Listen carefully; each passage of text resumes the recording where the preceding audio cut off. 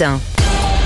L'édito politique sur Europe 1 avec Le Figaro. Bonjour Vincent Trémollet de Villers. Bonjour Dimitri, bonjour Anissa, bonjour à Vincent. tous. Alors Vincent, lundi soir, l'Algérie refusait de reprendre sur son territoire des ressortissants illégaux et dangereux que la France voulait lui renvoyer.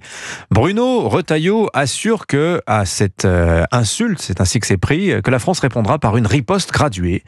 Pensez-vous que cette riposte sera à la hauteur ? Et quelle riposte, Dimitri? La suspension des accords de 2007 pour l'exemption des visas aux détenteurs diplomatiques.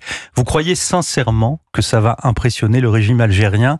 Les Churchill de Twitter, les Clémenceau de TikTok qui paradent depuis 15 jours et montrent les muses face à Poutine et à Trump ont subitement disparu.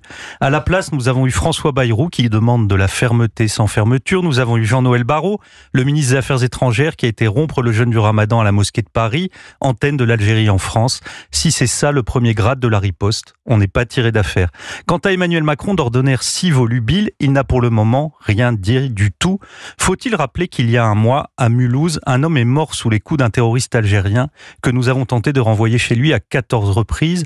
Faut-il rappeler que chaque jour, Alger nous nargue et nous menace en refusant de reprendre ses influenceurs semeurs de haine, en menaçant de s'en prendre aux biens immobiliers français en Algérie, en s'attaquant aux écrivains qui ont choisi notre langue, Boualem Sansal et Kamel Daoud.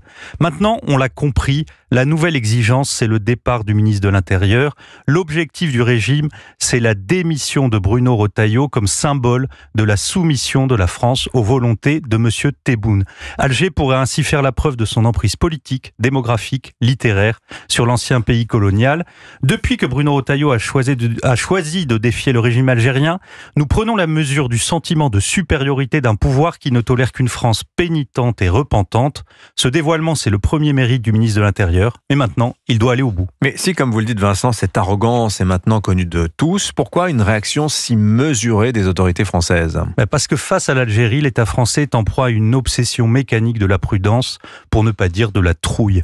Ceux qui nous gouvernent ont peur des troubles et des émeutes sur notre sol. Ils sont hantés par la culpabilité morale ou choisissent une naïveté commode qui consiste à jouer l'agneau en croyant attendrir le loup. Sur le plan politique, cette histoire nous rappelle que le bloc central est profondément divisé, presque irréconciliable sur les questions d'immigration, d'islam, donc d'Algérie. Et cette division, on la retrouve même à l'intérieur des protagonistes. Emmanuel Macron, pendant des années, a donné raison à l'Algérie contre la France. Il doit maintenant faire le contraire. François Bayrou, depuis 50 ans, dilue ses sujets dans une vague complexité centriste. On lui demande aujourd'hui d'être ferme et tranché. Quant aux élus macronistes, ils ont toujours nié la dimension culturelle, historique, identitaire, démographique de la politique. Et quand le parti du déni se retrouve face à face avec une réalité qu'il a toujours refusé de voir, il est d'abord tétanisé. C'est ce à quoi nous assistons.